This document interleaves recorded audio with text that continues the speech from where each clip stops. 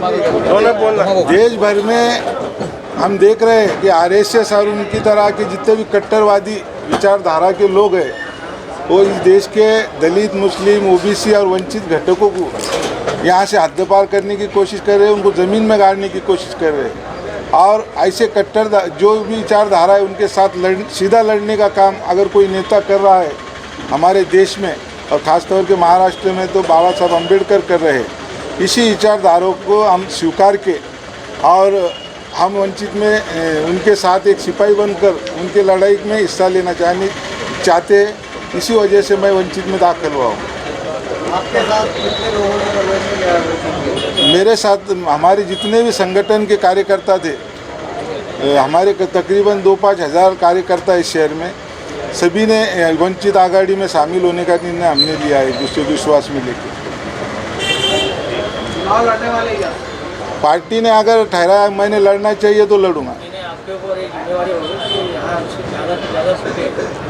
उसके लिए मैं पार्टी ने जो भी जवाबदारी दी मुझे लड़ने को कहा, मैं लड़ूंगा। अगर मुझे बोला सिर्फ उम्मीदवारों का काम करो, प्रचार करो, तो मैं वो पार्टी ने जो आदेश दिए मैं उसका पालन करूंगा। कोशिश करेंगे 50 की 100 पे कोशिश करेंगे। पेट्रोल के दाम और अब गैस के दाम 800 रुपये गैस की टाकी हो चुकी है और पेट्रोल 100 रुपये के करीब पहुंच चुका है। लेकिन किसी भी पार्टी के प्रवक्ता बोलो या कोई भी नेता बोलो, कहीं से आंदोलन नजर नहीं आ रहा है कि महंगाई कम करो। जिस टाइम पे कांग्रेस की सरकार थी हर एक पार्टी को तो आवाज़ उठाती थी, जहाँ पे 350 क्रॉस गैस हो गया था पूरे हिंदुस्तान में हाहाकार मच गया था, जहाँ पे 65 रुपये पेट्रोल हो गया था पूरे हिंदुस्तान में हाहाकार मच गया था। आज हिंदुस्तान में लगभग 100 रुपये लीटर पेट्रोल हो चुका है और गैस की टाकी अब 800 रुपये सब्सिडी आना बंद हो चुकी है हिंदुस्तान के अकाउंट में। तो सर आप लोग आंदोलन क्यों नहीं कर रहे हो? सिर्फ आप अपनी राजनीति देखते हो या हिंदुस्तान की जनता की कोई परवाह है?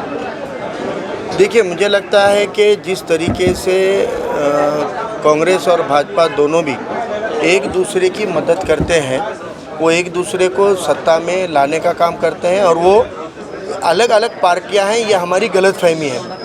कांग्रेस, राष्ट्रवादी, शिवसेना और भाजपा ये अलग अलग पार्टियां नहीं है, ये एक वर्ग है, ये एक क्लास है जो सत्ता करता है और ये वर्ग एक दूसरे की मदद और एक दूसरे के फायदे के आंदोलन करता है।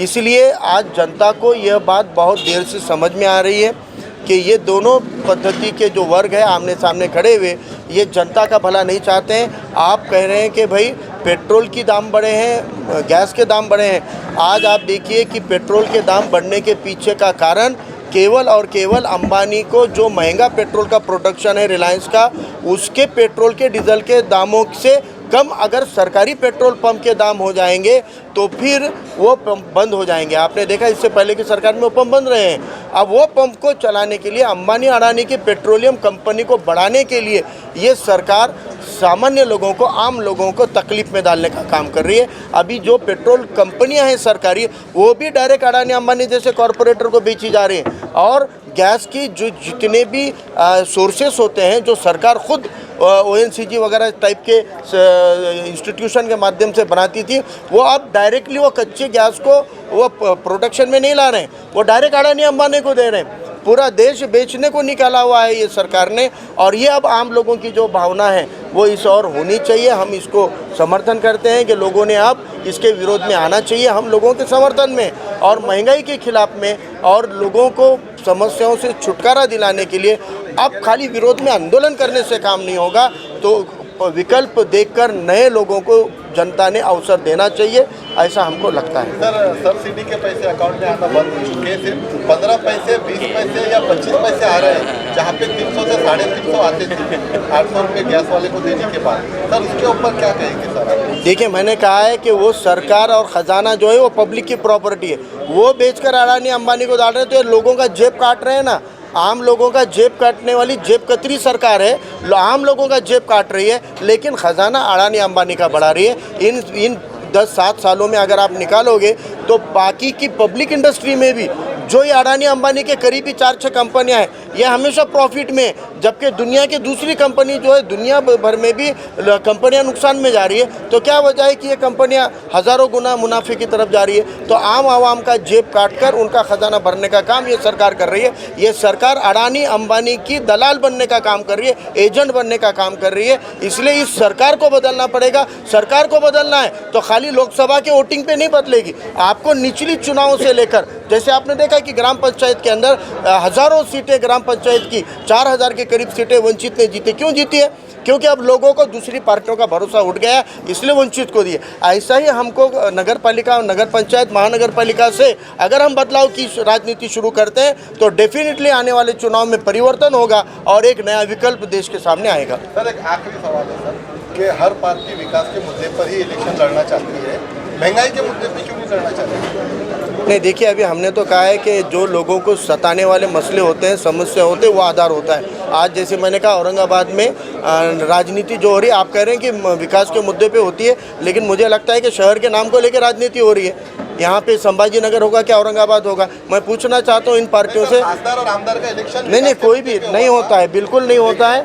पुलवामा का जो एक हमला सरकार की मदद से कराया गया था और आज उसका राज अर्नब की चैटिंग से खुल चुका है। अर्नब की चैटिंग से राज खुल चुका है। सरकार ने अपने को चुनकर आने के लिए, अगर विकास का मुद्दा होता तो हमारे सैनिकों के, सिपाहियों के बलिदान, वहाँ पे शहादतें इन्होंने ले लिए, उनकी हत्याएं कराकर राजनीति की गई है लोकसभा की। तो मुझे लगता है कि विकास के मुद्दे पे चुनाव नहीं हो रहे हैं, अस्मिता के मुद्दे पे होते हैं, झूठे प्रचार प्रोपेगेंडा के दम पे होते हैं। इसीलिए हमने वो मुद्दों को हवा नहीं देते हुए हमने विकास के मुद्दे लेकर कहा है कि अब चुनाव चाहे नगर पालिका का होगा, मनपा का होगा, विधानसभा का होगा या लोकसभा का होगा, लोगों के मसलों के ऊपर और वंचितों को इंसाफ दिलाने के मुद्दों के ऊपर ही यहाँ से आगे की राजनीति चलेगी।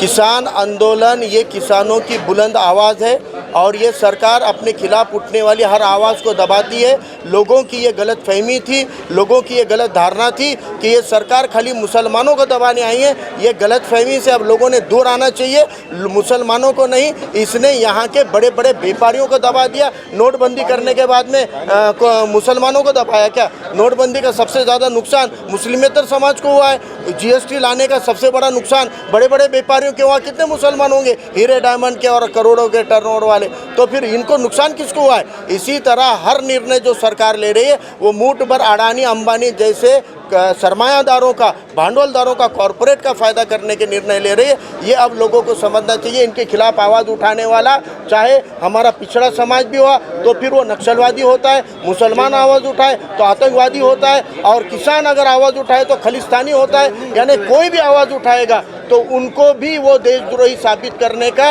ये जो एक हिटलर का पैटर्न चला रहे हैं, तो वो हिटलर का पैटर्न चलाने का काम ये मोदी कर रहे हैं। लेकिन ये हिटलर वो उधर भी ढंग का क्वालिफिकेशन पूरा नहीं है। मुझे लगता है कि ये चिटलर है, ये चीट कर रहे हैं जनता के साथ में, तो ये हिटलर भी नहीं है, चिटलर है।